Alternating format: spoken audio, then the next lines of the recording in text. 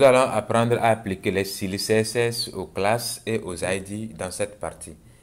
Ce que nous avons appris jusqu'ici, c'est quoi?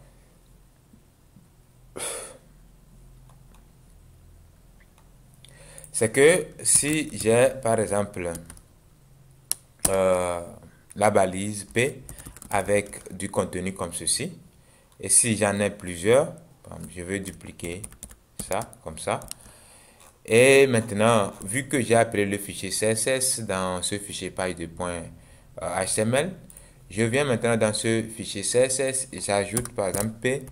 Je dis d'appliquer la couleur par exemple verte à toutes les balises P.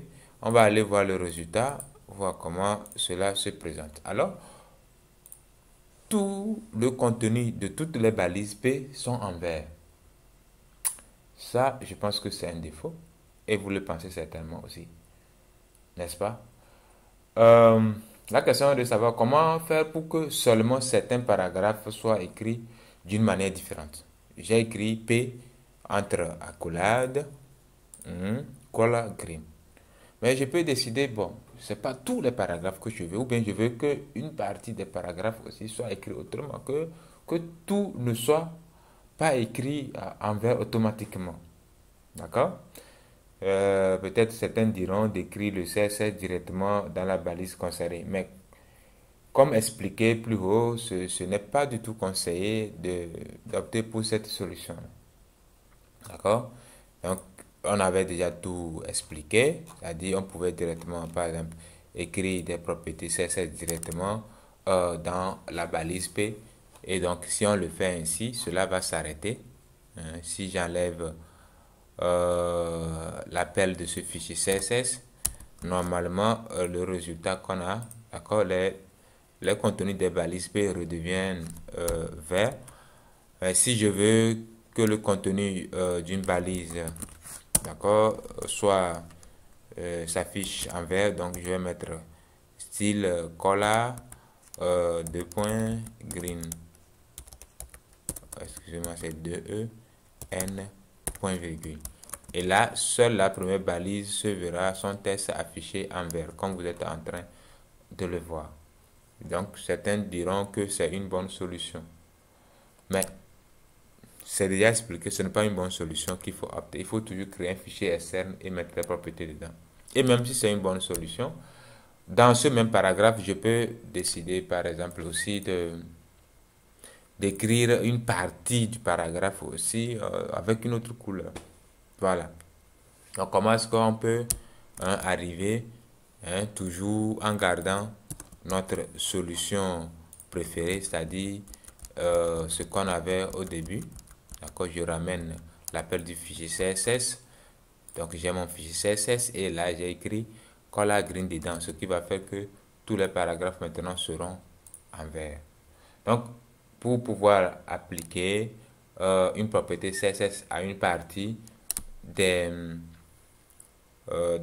balises P, on va introduire ce qu'on appelle les classes et les ID. Je vais d'abord parler des ID. Donc, ID, ça dit ID. Donc, c'est quoi un ID? Moi, j'ai déjà parlé des ID quand nous étions en train de parler des encres, quand on a fait un lien vers les encres. C'était compréhensible, j'espère. Donc, cette fois-ci aussi, on va faire apparaître la même notion. Donc, vu qu'on a plusieurs balises P ici, on va créer un identifiant. Supposons que l'identifiant, on veut le mettre dans cette balise ici. Toujours, c'est dans la balise ouvrante, pas dans la balise fermante. Donc, ici, il va écrire ID égale et je donne une valeur à cet identifiant-là. Et je vais mettre quoi comme valeur pour cet identifiant? Je vais mettre Toto.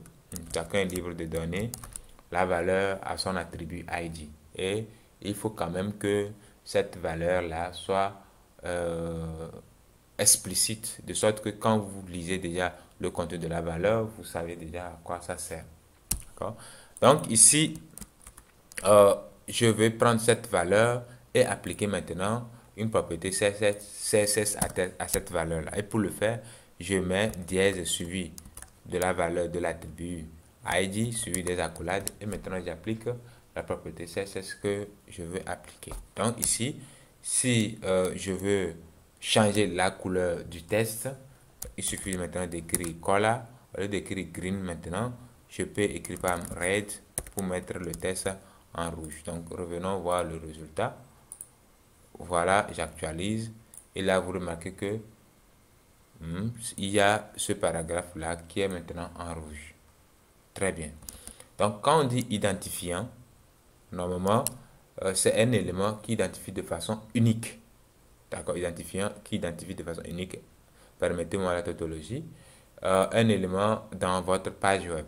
Et donc je ne suis pas autorisé à avoir plusieurs ID avec la même valeur. C'est comme un numéro matricule dans une classe d'étudiants. Donc, deux étudiants ne peuvent pas avoir le même numéro matricule. Donc, c'est le même rôle que joue l'identifiant ici. Donc, vu que j'ai déjà eu un identifiant dont la valeur est égale à Toto ici, je ne peux plus mettre encore ID égale Toto ici. Ce n'est pas du tout conseillé. Cela ne se fait pas. Maintenant, à supposer que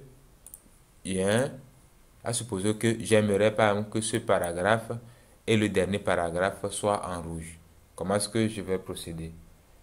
Si je veux toujours utiliser les identifiants, je serai obligé par exemple de venir ici ajouter encore un identifiant que je peux appeler par exemple Toto 1. D'accord, Toto 1. Et revenir écrire la même chose, mettre dièse avec la valeur de l'identifiant et encore écrire par exemple color red. Voilà, et j'aurai le résultat que je cherche.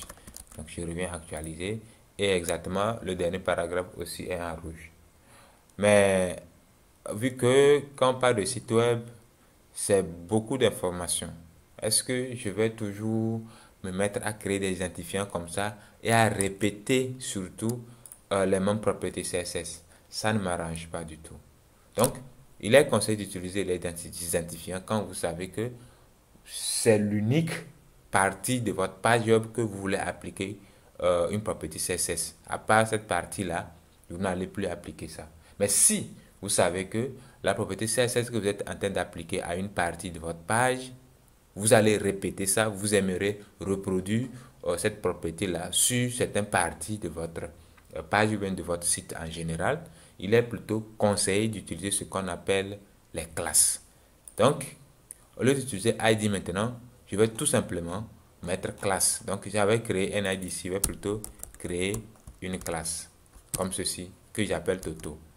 Et qu'est-ce que je vais faire? Pour les classes, je peux avoir plusieurs classes avec la même valeur. Et donc, s'il y a plusieurs parties de mon site ou de ma page qui doivent avoir les mêmes propriétés, il suffit d'utiliser l'attribut classe avec la même valeur dans l'ensemble des attributs où vous aimeriez appliquer les mêmes propriétés CSS. Donc, j'écris classe Toto ici, j'écris classe Toto ici, et exactement, quand je reviens maintenant pour appliquer le CSS, je ne duplique pas comme on l'a fait pour les ID. Je mets tout simplement point suivi du nom ou bien plutôt de la valeur de l'attribut classe et j'applique maintenant la propriété CSS avec sa valeur. Et cette fois-ci, si on se dit qu'on va afficher le texte en jaune, donc je vais écrire yellow comme ceci. Et là, automatiquement, ça va s'appliquer maintenant sur l'ensemble des balises dans lesquelles j'ai mis l'attribut classe avec pour valeur Toto. Donc, vous voyez que c'est très intéressant à appliquer sur toutes les classes. Donc, quand on va faire un TP global pour mettre en pratique tout ce qu'on est en train d'apprendre, vous allez vraiment voir la puissance vraiment des classes et l'importance aussi des identifiants.